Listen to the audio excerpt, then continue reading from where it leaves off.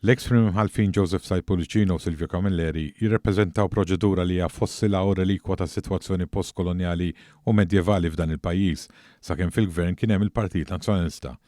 Din kienet ir-reazzjoni tal-avukat u ex-deputat nazzjonalista Franco De Bono meta filmat fuq il-medja soċjali għal tiegħu dwar kummenti espressa mill-ex membri tal-ġudikatura li kienu handpicked minn gvernijiet nazzjonalisti dwar ir-riforma fl-inkjesti li qed tkun diskussa fil-Parlament. Huma żewġ imħalfin illi inħatru għax ġew handpicked mill-gvern tal-ġurnata. Addirittura Silvio Camilleri minn prosekutur pubbliku jakkuża n-nies sar qabeż l-imħalfin kollha ta' dak iż-żmien u sar prim imħallef. Franco De Bono serva bħala deputat parlamentari fl-aħħar gvern nazzjonalista għalli sa qabel l-2013 u kien appella riformi propju biex jinbidel il-mod kif nies bħal Camilleri u Sajpulicino kienu jintażu direttament mill-politiċi. Tali riformi spiċċaw twettqu bil-skuraġġ minn gvernijiet laburisti fl-aħħar 12 sena.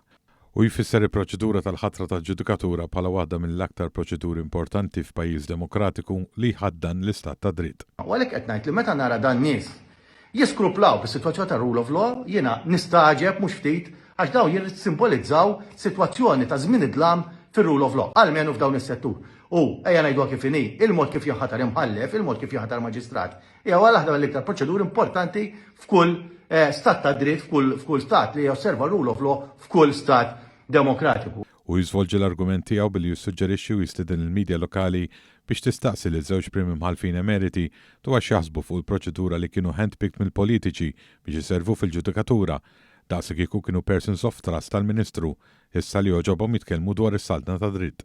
U dawn it-tejn nies li issa ħarġu l-qudiem biex jagħtu l-kummenti tagħhom, tajjeb jiġu mistoqsija, inti x'taħseb fuq il-mod, fuq ir-rule of law kif kienet bil-mod kif inti sirt imħallef. Silvio Camilleri, inti x'taħseb min jaf kieku llum xi protesti jkunu fit-toroq. Timmaġinaw li l-Avukat Ġenerali tinqabad minn fejn qiegħda u tiġi impoġġija bħala prim imħallef mingħajr ebda esperjenza ta' mħallef. L-avukat ta' esperjenza jgħid li l-proċedura fi żmien gvern nazzjonalista ma kienx bbażata fuq il-meritokrazija u rispettivament mill-kompetenza tal-individwu jekk avukat ma jkunx ħabib tal-Ministru għall-ġurnata ma seta' qatt isib postu fil-ġudikatura.